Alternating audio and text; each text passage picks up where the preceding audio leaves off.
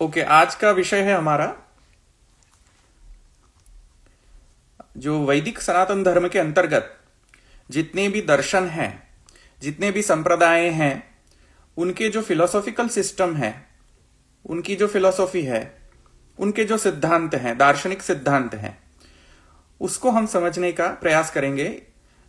वैसे तो एक सत्र में ये पूर्ण नहीं होगा, इसकी जो चर्चा है वो तो हमें अनेक सत्र लगेंगे इसको समझने के लिए, पर इसकी शुरुआत हम आज से कर रहे हैं।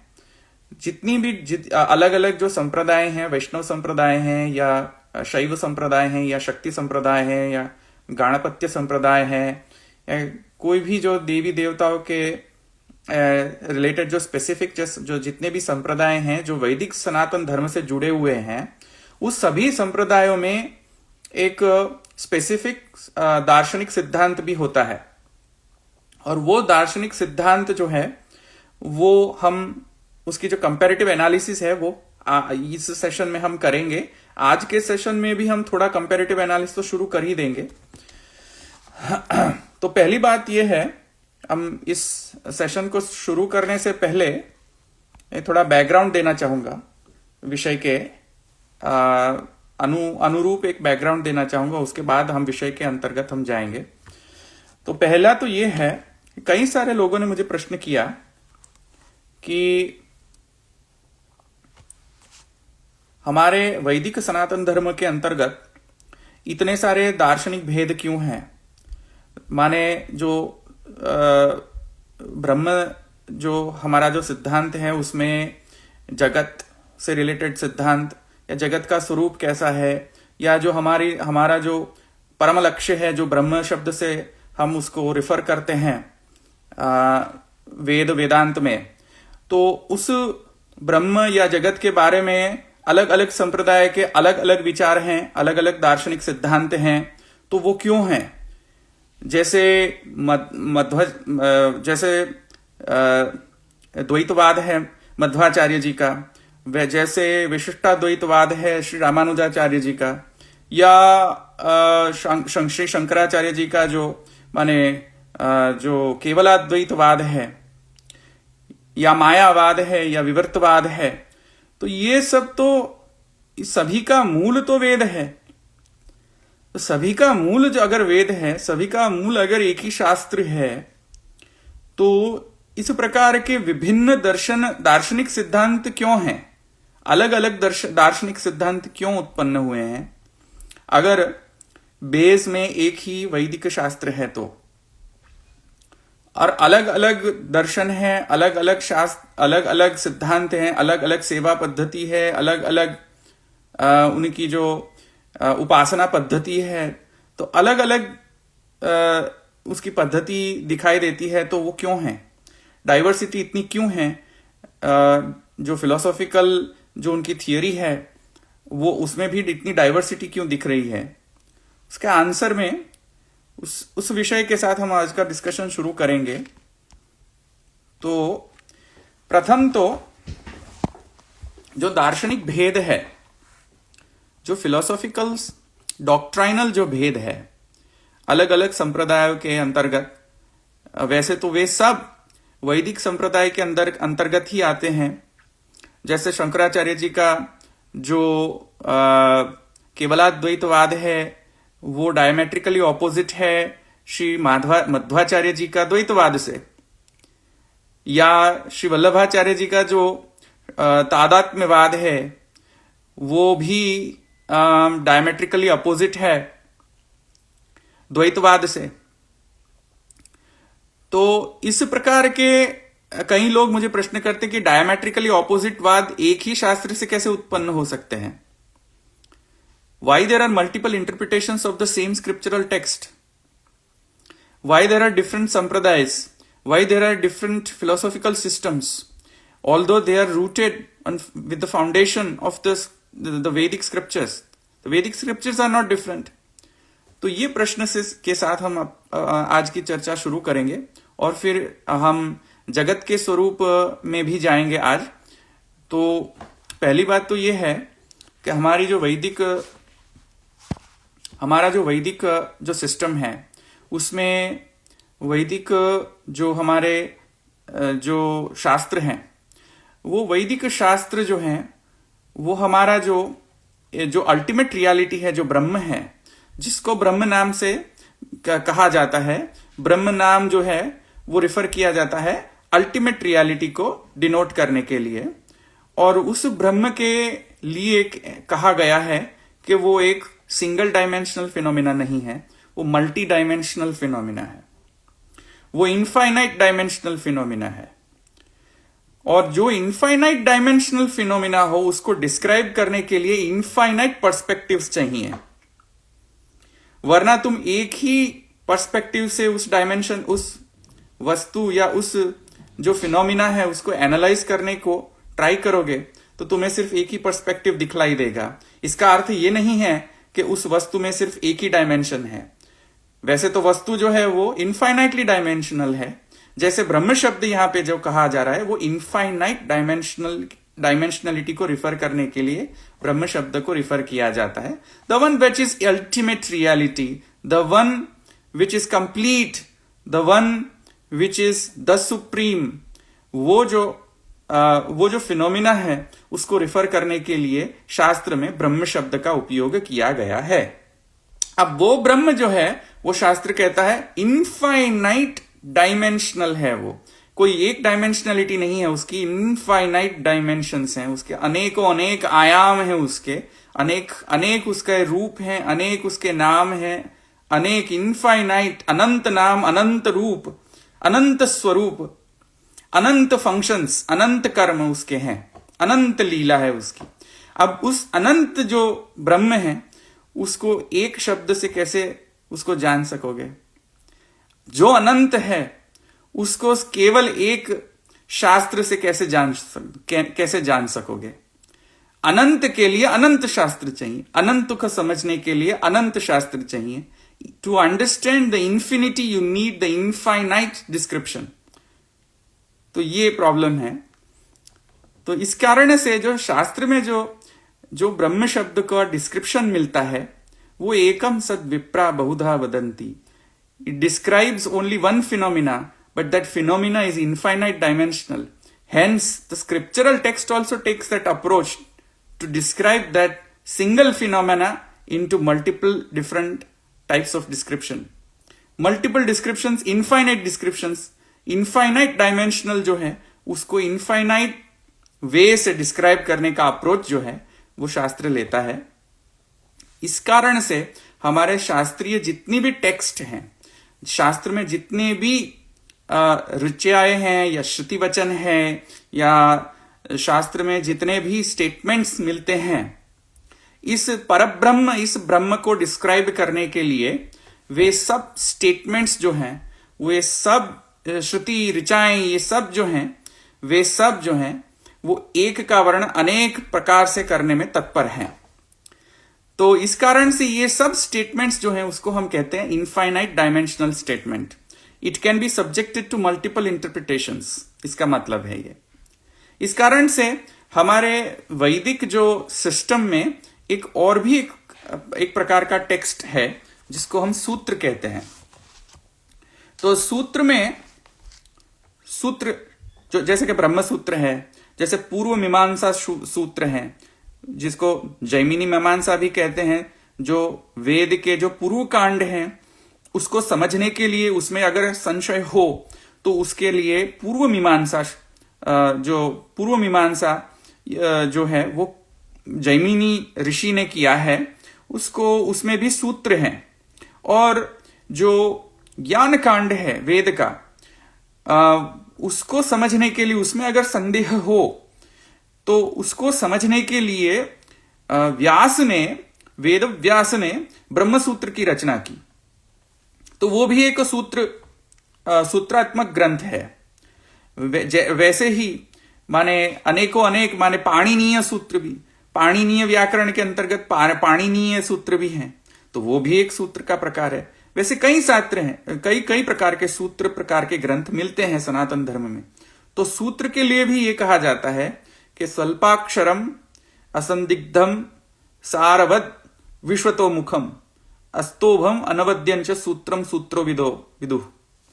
तो सूत्र के लिए भी ये कहा जाता है कि सूत्र is such type of statement, it is such type of pithy, precise, very condensed form in which a lot has been said. A lot can be said in just few words. And because it is multidimensional in nature, वो एक अनेक आयामी है सूत्र, विश्वतोमुख है.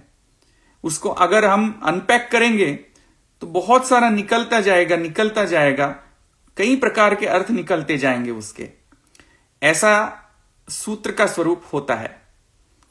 तो वैसे ही शास्त्र का भी स्वरूप ऐसा होता है कि जितना हम उस पे इंटरप्रिटेशन करेंगे, जितना हम उस पे विचार करेंगे, जितनी हमें जिज्ञासा होगी, जितने हमारे प्रश्न होंगे और जितने हमारी जिज्ञासा होगी, जितनी हमारे संदेह होंगे और जितना हमारा स्टडी होगा, अध्ययन होगा, उस हिसाब से हम जो हैं हम उस पे नए आयाम जो हैं हमें मालूम पड़ेंगे उस ब्रह्म के विषय में. क्योंकि हमारे सभी के सभी शास्त्र जो हैं, सभी के सभी शास्त्र के अंदर जो जितनी भी टेक्स्ट हैं वे सब मल्टी डायमेंशनल हैं, वे सब इनफाइनाइट डायमेंशनल हैं. You can interpret in multiple different ways the same text. ये हमारी ब्यूटी है. तो ये हमारे शास्त्र की ब्यूटी है कि शास्त्र जो है वो कोई एक स्पेसिफिक नैरो फ्रेमवर्क में बाउंड नहीं है. हमारा शास्त्र जो है it is not bound to a specific narrow framework of interpretation. It has diversity in it. और जो डाइवर्सिटी है, क्योंकि एकम सद विप्रा बहुधा वदंती, एक ही को अलग अलग जो स्कॉलर्स हैं, अलग अलग जो विद्वान हैं, वो एक ही फिनोमिने को डिस्क्राइब करने के लिए अलग अलग प्रकार से वो डिस्क्राइब करेंगे. क्योंकि हमारा जो ब्रह्म है वो भी मल्टी डायमेंशनल इन नेचर है. तो उस मल्टी डायमेंशनल, इनफाइनाइट डायमेंशनल ब्रह्म को डिस्क्राइब करने के लिए इनफाइनाइट डायमेंशनल टेक्स्ट चाहिए, इनफाइनाइट डायमेंशनल इंटरप्रिटेशन हो सकता है उसका. ब्रह्म नेवर डिनाइज इट. इस कारण से संप्रदायों में भी अलग अलग फिलोसॉफिकल सिस्टम्स मिलती हैं, क्योंकि टेक्स्ट तो सेम ही है. वैदिक जो शास्त्र है वो तो सेम रहता है. किंतु जो भी जिन आचार्यों ने उस वैदिक टेक्स्ट को जब इंटरप्रेट किया, और अनेक उसके वचन मिलते हैं, सीमिंगली कॉन्ट्राडिक्टरी वचन भी मिलते हैं, कि जहां पे एक टेक्स्ट में ऐसा कहा गया हो कि ब्रह्म ऐसा है, और दूसरी ही टेक्स्ट में ऐसा कहा गया हो कि नहीं, ब्रह्म ऐसा नहीं है. तो उसके बीच में रिकंसिलिएशन कैसे करेंगे? क्योंकि एक स्टेटमेंट ये कह रहा है, दूसरा स्टेटमेंट क्वाइट डायमेट्रिकली ऑपोजिट कह रहा है. How do you reconcile them? How do you harmonise them and come to a consistent interpretation? ये एक बड़ा प्रॉब्लम रहा है वैदिक टेक्सचुअल इंटरप्रिटेशन में, स्क्रिप्चरल इंटरप्रिटेशन में. Different Acharya has taken different approaches to reconcile the meaning of this entire Vedic scripture.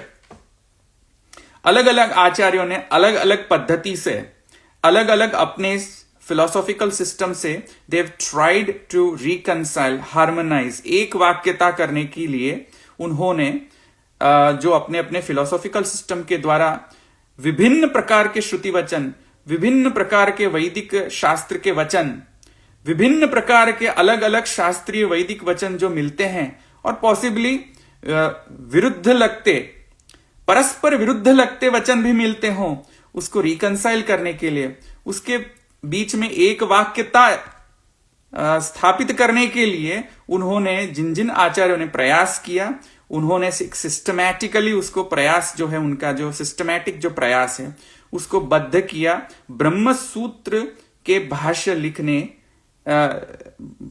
पर, ब्रह्मसूत्र के भाष्य को लिखने से उन्होंने ये इंटरप्रिटेशन, एक वाक्यता का जो मॉडल है उसको उन्होंने इस सभी के सभी आचार्यों ने बद्ध किया, सिस्टमेटाइज किया. तो इन सभी के सभी आचार्यों ने कोई ना कोई प्रकार से वैदिक टेक्स्ट का इंटरप्रिटेशन किया है. कोई ना कोई प्रकार से इन सभी के सभी आचार्यों ने इस सीमिंगली कॉन्ट्राडिक्टरी जो टेक्सचुअल जो स्टेटमेंट्स हैं उनको रिकंसाइल करने का प्रयास किया है. इसके कारण अलग अलग आचार्यों ने अलग प्रकार से अलग अलग इंटरप्रिटेशन शैली से अलग अलग सिद्धांत पे फिलोसॉफिकल सिस्टम जो है वो प्रपोज किए हैं। इन सभी आचार्यों ने अलग अलग सिस्टम प्रपोज किया है। सेम टेक्स्ट वैदिक जो टेक्स्ट है वो सेम ही रहता है, किंतु इंटरप्रिटेशन जो है वो अलग अलग हो सकता है, क्योंकि जो हमारा ब्रह्म है वो भी मल्टी डायमेंशनल है, इनफाइनाइट डायमेंशनल फिनोमिना है। इस कारण से हम विभिन्न संप्रदायों जो है, विभिन्न संप्रदायों के फिलोसॉफिकल सिस्टम्स में भी भेद देख सकते हैं। तो इस सेशन में हम फर्स्ट स्टार्ट करेंगे कंपैरेटिव एनालिसिस। जो हम करेंगे वो हम स्टार्ट करेंगे जैसे कई सारे फिलोसॉफिकल सिस्टम्स हैं, जैसे शंकराचार्य जी का केवलाद्वैतवाद या भास्कराचार्य जी का औपाधिक द्वैताद्वैतवाद या स्वाभाविक द्वैताद्वैतवाद या औपाधिक द्वैताद्वैतवाद या श्रीपति भगवत पादाचार्य का विशेषाद्वैतवाद या श्री विज्ञान भिक्षु का अविभागाद्वैतवाद या मध्वाचार्य जी का द्वैतवाद, श्री रामानुजाचार्य जी का विशिष्टाद्वैतवाद या श्री वल्लभाचार्य जी का तादात्म्यवाद या उसको साकार ब्रह्मवाद भी कह सकते हैं श्री वल्लभाचार्य जी का, या कई लोग उसको शुद्धाद्वैतवाद भी कहते हैं। तो इन सभी के सभी वाद जो हैं वो, और सभी के सभी जो आचार्य हैं वे, उन्होंने ये सब जो फिलोसॉफिकल सिस्टम को प्रपोज किया बेस्ड ऑन द वैदिक स्क्रिप्चर्स, इंक्लूडिंग वेद, पुराण, स्मृति, इतिहास, तंत्र, including all of the scriptures, उन्होंने ये प्रपोज किया ये फिलोसॉफिकल सिस्टम। तो हम जो ये कंपैरेटिव एनालिसिस करेंगे उसमें फर्स्ट डायमेंशन जो हम एनालिसिस के लिए लेंगे वो है जगत का स्वरूप। वैसे तो हम ब्रह्म के स्वरूप से हमें स्टार्ट करना चाहिए था, पर हम रिवर्स प्रोसेस पे जाएंगे। हम पहले जो जगत का स्वरूप है उसके विषय में हम पहले कंपैरेटिव एनालिसिस करेंगे, उसके बाद जगत और ब्रह्म के बीच में जो रिलेशनशिप है उसके बारे में हम कंपैरेटिव एनालिसिस करके मैं आपको समझाऊंगा कि केवलाद्वैत में क्या होता है और वो कैसे औपाधिक द्वैताद्वैत से भिन्न है, या औपाधिक द्वैताद्वैतवाद जो है वो शुद्धाद्वैत, वल्लभाचार्य जी का जो शुद्धाद्वैत है उससे कैसे भिन्न है, ये मैं आपको समझाऊंगा। आज नहीं, पर आज केवल जगत के विषय में लेंगे, उसके बाद इसके अनंतर जो भी सेशन होंगे उसमें हम ले लेंगे ये सब्जेक्ट मैटर को। तो ये हम आज करेंगे, ठीक है। तो अब मैंने कई सारे शब्द का प्रयोग किया, जैसे केवलाद्वैतवाद या उपाधिक द्वैताद्वैतवाद वगैरह। तो उसमें एक शब्द आया है, कॉमन शब्द आता है। जब भी हम फिलोसॉफिकल सिस्टम्स को समझने को ट्राई करते हैं तब ये द्वैत शब्द एक कॉमन शब्द आता है, या अद्वैत शब्द एक कॉमन शब्द आता है। सभी के सभी लोग एक शब्द को यूज करते हैं, द्वैत या अद्वैत। तो ये पहले मैं क्लैरिफाई करना चाहूंगा कि ये द्वैत या अद्वैत क्या है, उसका मीनिंग क्या है। तो पहले तो द्वैत शब्द का अर्थ है हम पहले मैं समझा देता हूं, उसके बाद अद्वैत शब्द ये आपको समझ में आ जाएगा, क्योंकि वो नेगेशन है द्वैत का।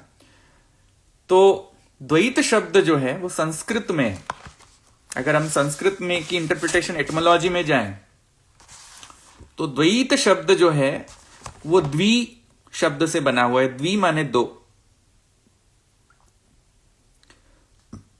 द्वि माने दो, और द्वैत शब्द जो है द्वि से उत्पन्न हुआ, निष्पन्न हुआ है। और द्वैत का अर्थ ऐसा है, मल्टीपल अर्थ है द्वैत शब्द के, मीनिंग है। पहला मीनिंग है द्विधा इतम ज्ञातम इति द्वितम, द्विधा इतम ज्ञातम द्वितम इति द्वैत। क्या अर्थ हुआ कि भाई द्वित्व प्रकारक ज्ञान विषयता, जैसे हमारी ऐसी बुद्धि हमारे अंदर ऐसी अंडरस्टैंडिंग, द्वैत किसको कहते हैं? ऐसी अंडरस्टैंडिंग को द्वैत कहते हैं। कैसी अंडरस्टैंडिंग को द्वैत कहते हैं? वैसी अंडरस्टैंडिंग, वैसी हमारी बुद्धि कि जहां पे एक यह वस्तु है और दूसरी वह वस्तु है। यह और वह, दिस एंड दैट, इसके बीच में जो भेद दिखलाई देता है दो होने का, कि ये है and that is that and this is this, ये दोनों में हमारी अंडरस्टैंडिंग में जो भेद उत्पन्न होता है, हमारी अंडरस्टैंडिंग में जिन दो वस्तु के लिए हम कंपेयर कर रहे हैं, दो वस्तु को कंपेयर कर रहे हैं हम, उसमें अंडरस्टैंडिंग में एक प्रकार का डिफरेंस आ रहा है, भेद आ रहा है। इसमें एक एग्जाम्पल लेके समझा देता हूं। ये एक मेरे पास ये पुस्तक है विद्वन मंडन की, और एक मेरे पास एक दूसरी भी पुस्तक है ये शुद्धाद्वैतवाद की। अब ये इसकी अंडरस्टैंडिंग, ये पुस्तक की अंडरस्टैंडिंग, इस पुस्तक का कॉन्सेप्ट मेरे माइंड में अलग है। मेरे माइंड में इस पुस्तक का कॉन्सेप्ट क्या है कि भाई ये पुस्तक जो है वो ग्रीन कलर की है, उसका टाइटल विद्वन मंडन है, उसमें एक बुकमार्क लगा है। ये मेरी अंडरस्टैंडिंग है इस पुस्तक के बारे में। ये पुस्तक जो है वो विद्वन मंडन की पुस्तक है। ये पुस्तक जो है वो डॉक्टर आर.यू. त्रिवेदी ने लिखा है। अब ये सब मेरी अंडरस्टैंडिंग है, कंसेप्ट है इस पुस्तक के बारे में। अब ये पुस्तक लूंगा तो ये पुस्तक के बारे में मेरा एक अलग ही कॉन्सेप्ट निकलेगा कि ये पुस्तक जो है ब्राउन कलर की है, ये पुस्तक का आकार ये है, एकदम पतली है, बहुत कुछ लिखा नहीं है, हिंदी में है, वगैरह वगैरह। तो मेरी अंडरस्टैंडिंग में द्विधा ज्ञान हुआ, दो प्रकार का ज्ञान हुआ, एक तो ये पुस्तक के बारे में और एक दूसरी पुस्तक के बारे में। तो ये जो द्विधा ज्ञान होता है कोई भी विषय में, कोई भी वस्तु के लिए द्विधा ज्ञानम होता है, उस अंडरस्टैंडिंग को, उस बुद्धि को हम कहते हैं द्वैत। आया समझ में? तो द्वैत, या तो दूसरी एक डेफिनेशन है द्वैत की, द्वितस्य भावो द्वैतम। दो वस्तु, रियली दो वस्तु हैं, एक वस्तु नहीं। जैसे मैंने आपको दो पुस्तक बताई, एक ये पुस्तक और ये पुस्तक। तो दो पुस्तक हैं, देखो, तो दो हैं कि एक है? एक है या दो है? तो अब देखो, पुस्तक के पर्सपेक्टिव से एक ही है पुस्तक, कि भाई उसकी जो कैटेगरी है वो तो एक ही है कैटेगरी, पुस्तक की कैटेगरी, क्योंकि दोनों की कैटेगरी है पुस्तक। पर उसके कंटेंट वाइज जाएं, उसके कैरेक्टरिस्टिक्स के वाइज जाएं, तो वो there are two different items, there are two different books, but from the category perspective they are same. दोनों ही बुक की कैटेगरी में आते हैं, दोनों ही आइटम्स, बट कंटेंट वाइज, उसके फॉर्म वाइज, उसके कैरेक्टर वाइज दो पुस्तक है, दो भिन्न पुस्तक हैं। तो कोई पर्सपेक्टिव से, एक पर्सपेक्टिव से ये दोनों पुस्तक एक भी हैं और कोई पर्सपेक्टिव से ये दोनों पुस्तक भिन्न भी है।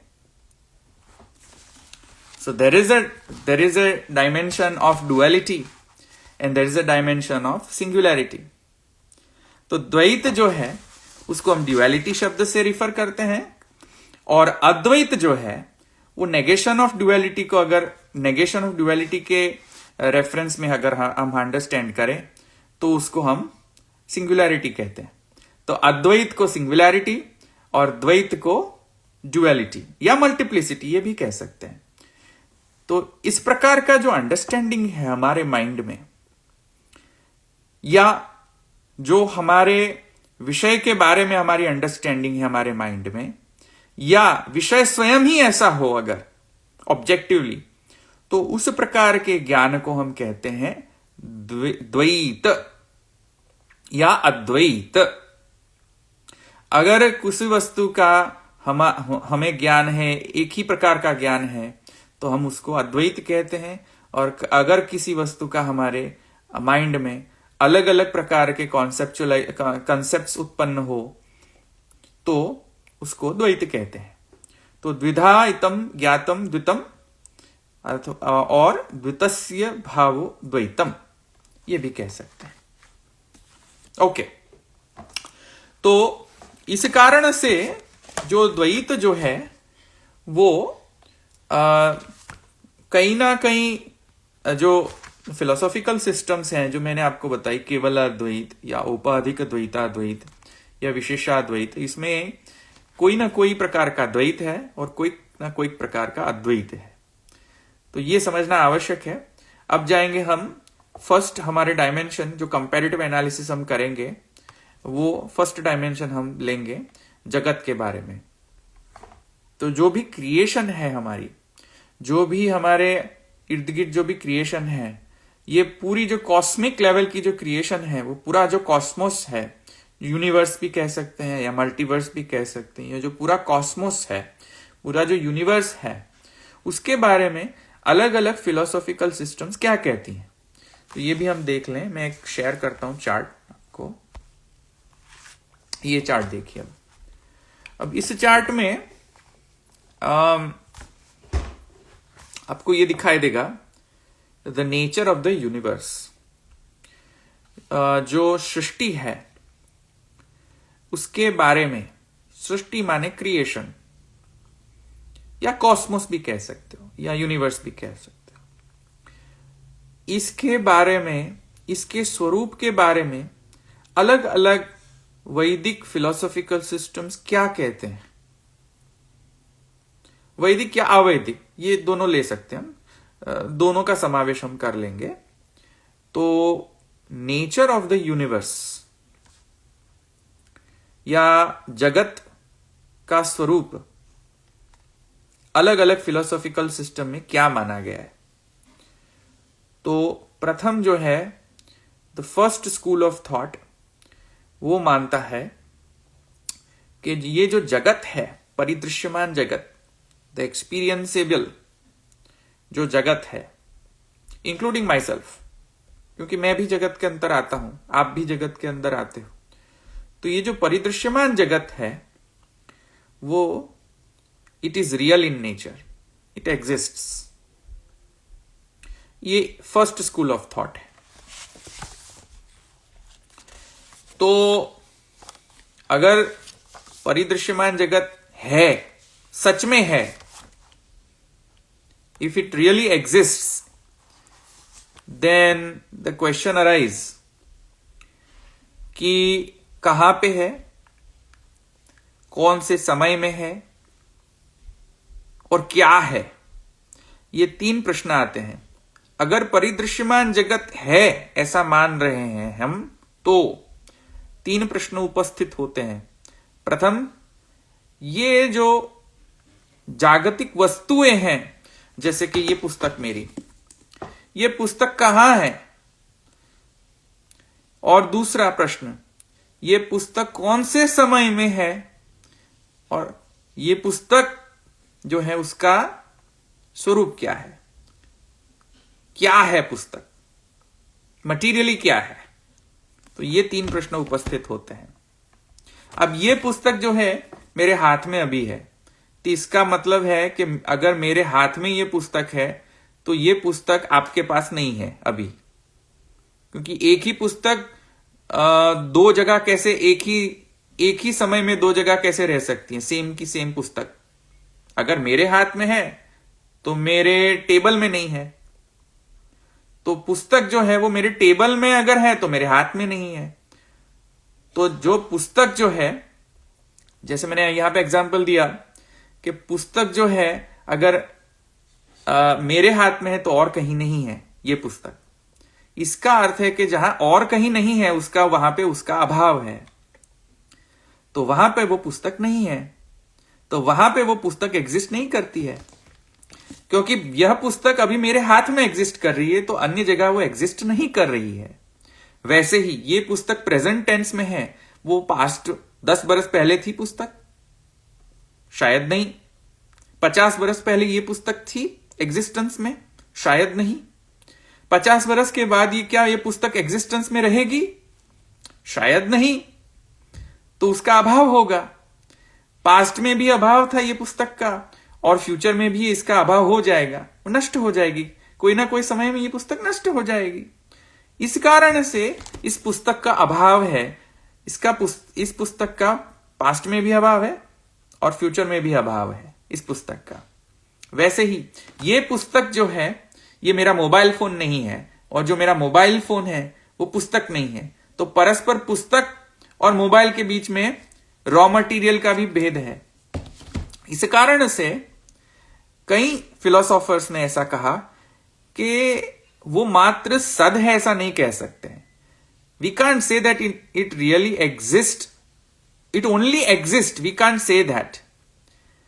इसके कारण सदसदवाद आया। जो सदवादी हैं, जो केवल सदवादी हैं, वो मानते हैं कि सभी की सभी वस्तुएं सद हैं, सभी के सभी वस्तु एग्जिस्ट करती हैं, रियली एग्जिस्ट। जैसे महाप्रभु वल्लभाचार्य जी का भी फिलोसॉफिकल सिस्टम सदवादी है। It believes that it all the creation, all the names forms functions of the creation are real in nature. हम लोग पुष्टि मार्गीय जो हैं, हम लोग सब सदवादी हैं। बट सदवादी के अगेंस्ट एक प्रॉब्लम आता है जो मैंने अभी आपको समझाया, स्पेशल लिमिटेशन, टेम्पोरल लिमिटेशन और the matter limitation, raw material limitation, जैसे मैंने आपको पुस्तक के एग्जाम्पल से आपको अभी समझाया। तो इसके कारण सदसदवाद प्रकट हुआ, जिसमें कहा गया कि वस्तु जो है वो सद भी है और असद भी है, दोनों है। अगर वस्तु सद भी है और असद भी है, दोनों है, तो इस वाद को कहा गया सदसदवाद। सदसदवाद में कई सारे वाद हैं, फिलोसॉफिकल सिस्टम्स हैं, जैसे कि नैयायिक या वैशेषिकवाद। ये सब सदसदवादी हैं। हम पुष्टि मार्गीय महाप्रभु वल्लभाचार्य जी का जो फिलोसॉफिकल सिस्टम है वो सदसदवादी नहीं है, केवल सदवादी है। जगत के बारे में, जगत सत्य है, जगत really exist, although there are special temporal limitations, but they do not contradict it being real. ये मैं समझाऊंगा कैसे। महाप्रभु वल्लभाचार्य जी का जो पक्ष है, जो इंटरप्रिटेशन है, जो उनका जो अभिप्राय है जगत के सद होने में, और जो टेम्पोरल लिमिटेशन और स्पेशल लिमिटेशंस जो आती है, उसको कैसे महाप्रभु वल्लभाचार्य जी ने जस्टिफाई किया है, वो भी उस विषय में मैं आऊंगा। पर अभी के लिए ये समझो कि एक सदवाद है जो हम लोग हैं। वैसे सदवादी सांख्य भी है, सांख्यवादी जो है वो भी सदवादीवाद है।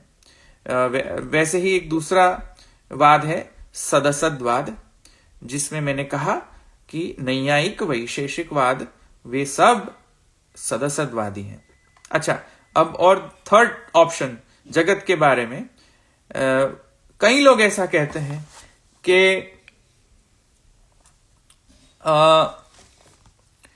जगत जो है does not exist at all, वो असद है, it really does not exist.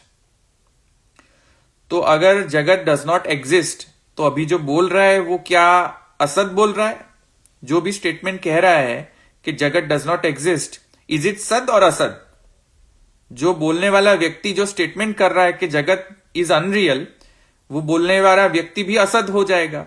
अगर बोलने वाला व्यक्ति भी असद हो जाएगा और जिसके विषय में बोल रहे हैं वो भी असद है, तो फिर ये चर्चा ही व्यर्थ है, वैदिक चर्चा ही व्यर्थ है। तो असदवाद जो है उसके बारे में बहुत सारे फिलोसॉफिकल सिस्टम्स नहीं मिलते हैं।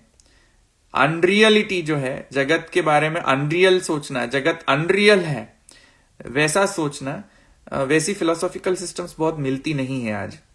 पर just for the sake of mental exercise there are 4 possibilities, उसमें से मैंने थर्ड पॉसिबिलिटी समझाई जगत के बारे में।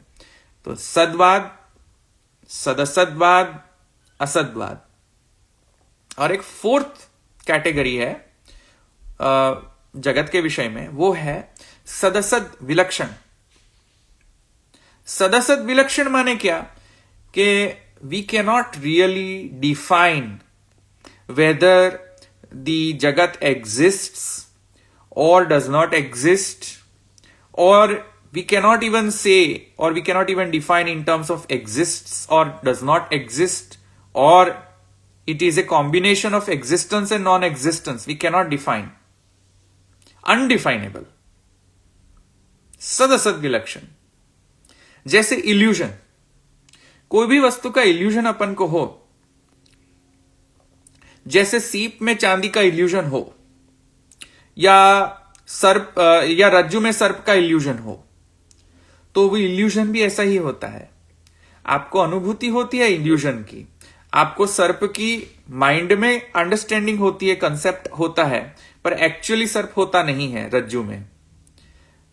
वैसे ही अंडरस्टैंडिंग के लेवल पे है, सद है, पर एक्चुअली में सद नहीं है, असद है. और वो सद और असद का कॉम्बिनेशन भी नहीं है. It is undefinable. Illusion is undefinable. तो ये जो इल्यूजन, जगत इल्यूजनरी इन नेचर है, वो या तो जगत जो है सदसद विलक्षण है, ये स्टैंड शंकराचार्य जी का है, या बुद्ध का भी स्टैंड मान सकते हैं. थोड़े अंश में बुद्ध का भी स्टैंड मान सकते हैं.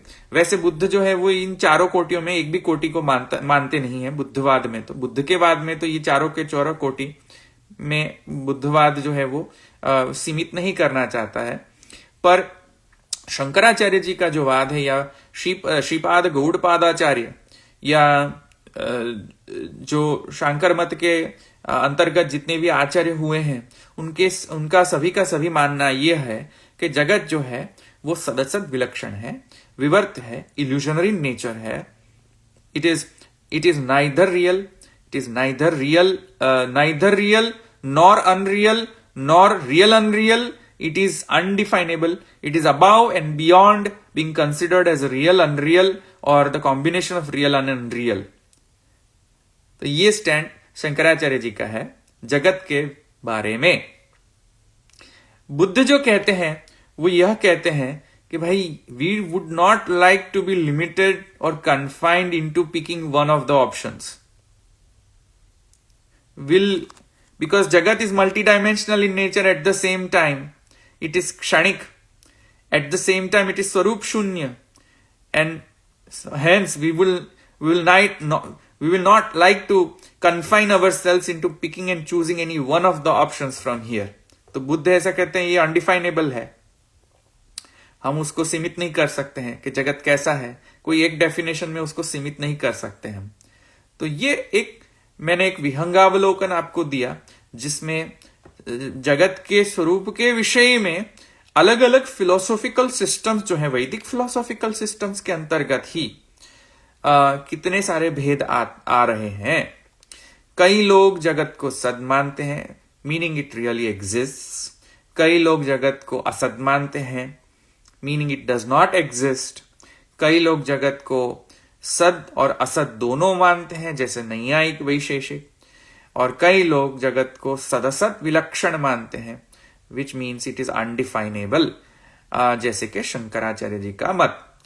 हमारा पुष्टि मार्ग वल्लभाचार्य, महाप्रभु वल्लभाचार्य जी का जो वाद है, जिसको हम कहते हैं साकार ब्रह्मवाद या शुद्ध ब्रह्मवाद, या अभी जो मॉडर्न पर्सपेक्टिव से एक टर्मिनोलॉजी कॉइन हुई है, शुद्धाद्वैतवाद.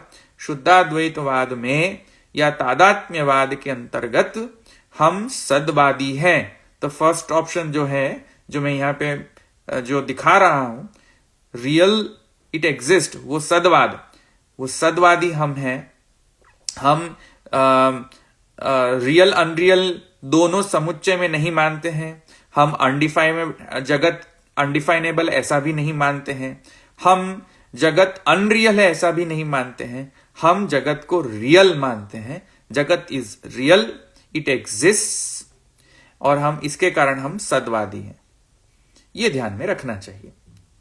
अब आपको कोई प्रश्न हो तो मैं प्रश्न के उत्तर दे सकता हूं. तो कोई भी प्रश्न हो तो पूछें आप लोग सर. नेक्स्ट वीडियो में मैं जगत और ब्रह्म के बीच में जो रिलेशनशिप है उसको एक्सप्लेन करने के बाद मैं सभी के सभी जो फिलोसॉफिकल सिस्टम्स हैं, जैसे कि वल्लभाचार्य जी का श्री रामानुजाचार्य जी, श्रीपति भगवत पादाचार्य गौड़, या श्रीपति भगवत पादाचार्य, या श्री विज्ञान भिक्षु, या भास्कराचार्य, श्री शंकराचार्य, मध्वाचार्य, ये सभी के सभी आचार्यों का जो फिलोसॉफिकल सिस्टम है और जो कंपैरेटिव एनालिसिस है वो भी मैं आपको समझाऊंगा नेक्स्ट वीडियो में। ठीक है, कोई प्रश्न है तो पूछें आप सब। Okay, let's see if there are any questions. Question है कोई? Okay, let me go through. Can we relate this to different religions too, or only from Sanatan Dharma perspective? Yes, you can relate to, Khyati, you can relate it to different religions too. It doesn't necessarily have to be related or understood in the perspective of Sanatan Dharma only. ये जितने भी वाद हैं ये सनातन धर्म के अंतर्गत भी हैं और सनातन धर्म के बाहर जो वेस्टर्न फिलोसॉफी है या जो अवैदिक फिलॉसफी है जैसे कि जैनिज्म है, बुद्धिज्म है, ये सब के पर्सपेक्टिव से भी आप इसको समझ सकते हो। It's not just confined to Vedic. Is it relatable only for Sanatan Dharma perspective various religions? Okay, I already answered that. Okay, और कोई क्वेश्चन है? No questions. How can world be both Sad and Asad? Doesn't it become contradictory? Yes, this is a good question. मैंने आपको समझाया था, मैंने जब session शुरू किया था जब मैंने उसको समझाया था। Let's take an example of this book. ये बुक है अभी। What do you think? Does it exist? Yes, you can see it, I can see it, I can read it, hence it exists, right? All right. Now let's understand whether this book does not exist or not. This book does not exist in the perspective of that this book is here in terms of the location in my hand. Hence, if this book is in my hand, it is not lying on my desk. With that perspective, there is an absence of this book on my desk. That's why this book is Asad on my desk. It is Sad only in my hand. That's why it is both. This book is Sad in my hand. This book is Asad on my table. That's how they justified. That's why an item or an object is both Sad and Asad. That's what Naiyayik says. That's what Vaisheshikas say. Similarly, this book exists now. That's why it is Sad. It really exists now in the present tense. But will it exist after 100 years from now in future? No. Did it exist 100 years before? In past? No. So there was an absence of this book before. And there is going to be an absence of this book in the future. Hence, it is proven that this book in the present is Sad. But in the past and the future, it is Asad. Hence, it is proven that any object in this creation is both Sad and Asad.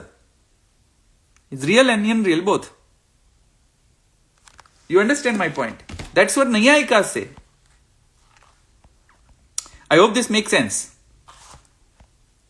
Sri Vaishnava Digvijaya. I hope this makes sense. This is a good question. This is the stand taken by Vaisheshika and Naiyayik. That the Jagat...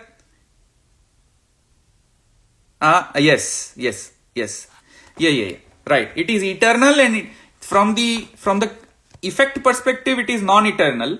From the Karana perspective it is eternal.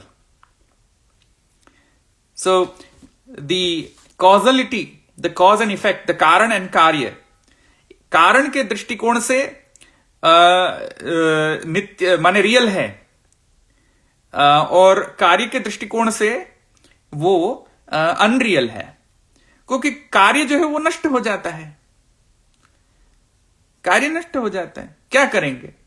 ये book को नष्ट किया जा सकता है, तो अगर किसी वस्तु को नष्ट किया जाता हो और नष्ट हो भी जाता हो तो फिर वो सद कैसे रहेगा? वो असद हो जाएगा।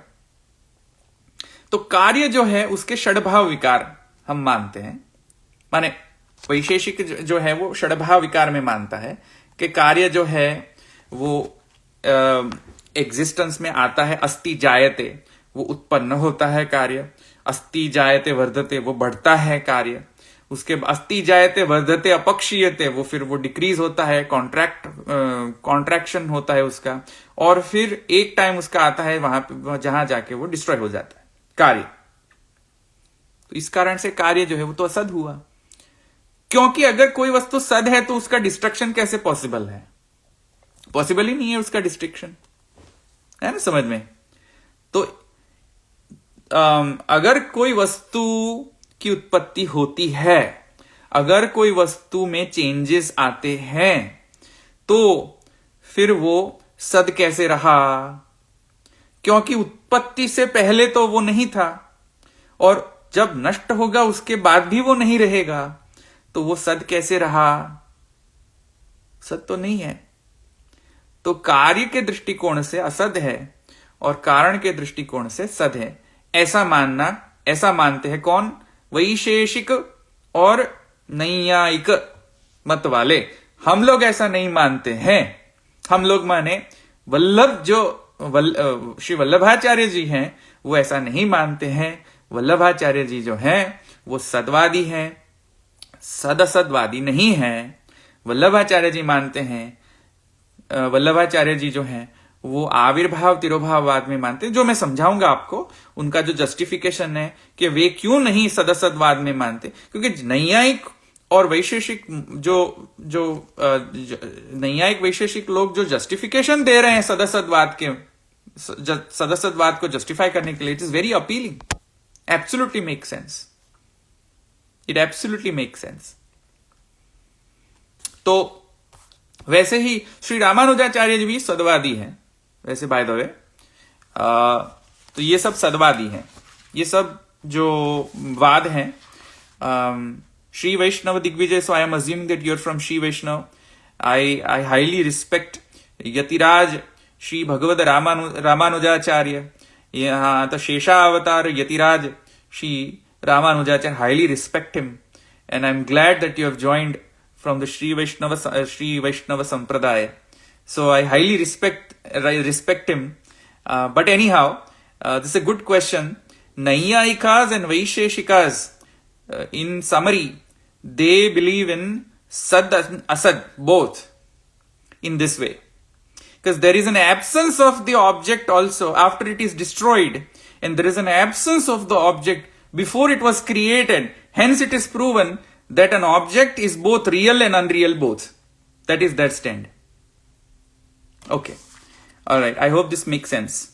Please give me your thought on the Brahma Sambandh is only given by Tilkayat lineage. Well, this is not a subject matter for, this is not the session for this question, by the way.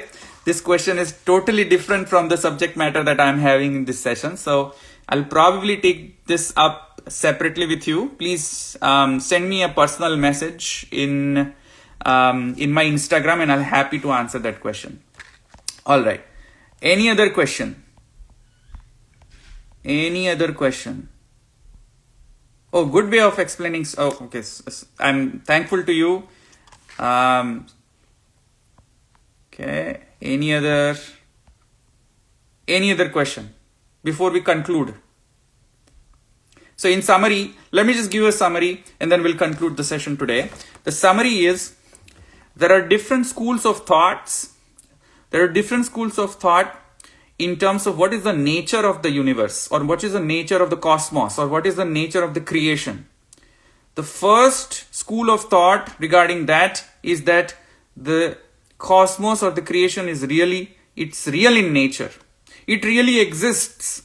उसको हम कहते हैं सद्वाद, जिसमें भगवत श्री यतिराज भगवत रामानुजाचार्य का सिद्धांत, वल्लभाचार्य जी का सिद्धांत, ये सभी के सभी जो आचार्य हैं उनका सिद्धांत जो है, ये जो वैष्णव संप्रदाय के स्पेसिफिक जो आचार्य का नाम दिया मैंने, ये सभी के सभी आचार्य सदवादी।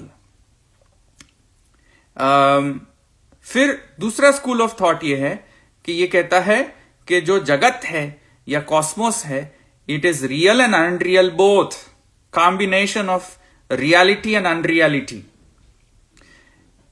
उसको सद असदवाद कहते हैं, सद असदवाद। उस कोटि में, उस स्कूल ऑफ थॉट के अंतर्गत नैयायिक और वैशेषिक मत इंक्लूडेड हैं, जो वैदिक संप्रदाय के अंतर्गत नहीं आते हैं by the way, but any how. उसके बाद थर्ड कैटेगरी आती है जगत के बारे में असद। तो जगत के बारे में असद जो है वो किसी ने स्पेसिफिक स्टैंड नहीं लिया है जगत के बारे में, असद के बारे में। बट जगत असद है माने जगत रियली डज नॉट एग्जिस्ट। तो उनके अगेंस्ट एक आर्ग्यूमेंट दिया जा सकता है कि भाई if it does not exist and whatever you are describing about it, does it even exist? Do you exist? Do you exist? The person who is saying that it does not exist, does he himself exist? So that itself is questionable. Hence, nobody has taken a strong stand on the Jagat not being, on the Jagat not existing in nature. और the fourth category जगत के विषय में जो शंकराचार्य जी ने stand लिया है वो है it is undefinable. You cannot define whether the creation, whether the Jagat exists or don't exist, or it is a combination of exist and not exist. You cannot categorize it into any of these three categories. It is undefinable. उसको हम कहते हैं सदसद विलक्षण। सदसद विलक्षण, इसका दूसरा भी नाम है विवर्तवाद। जगत इज अ विवर्त और जगत इज अ इल्यूजनरी नेचर, क्योंकि इल्यूजन भी सदसद विलक्षण होता है। तो ये समरी है हमारी। अब नेक्स्ट सेशन में I am going to dive deep into comparative analysis of this different philosophical systems from the perspective of compare the relationship between the jagat and that supreme reality which is Brahman. I'll go and dive deep into different type of schools of thought, और फिर हम जो differences हैं और similarities हैं philosophical system के अंतर्गत या फिलोसॉफिकल सिस्टम से रिलेटेड, वो भी मैं आपको समझाऊंगा। I hope this session was useful and I don't see any other questions, so we can conclude the session. Thank you very much. सभी को जय श्री कृष्ण।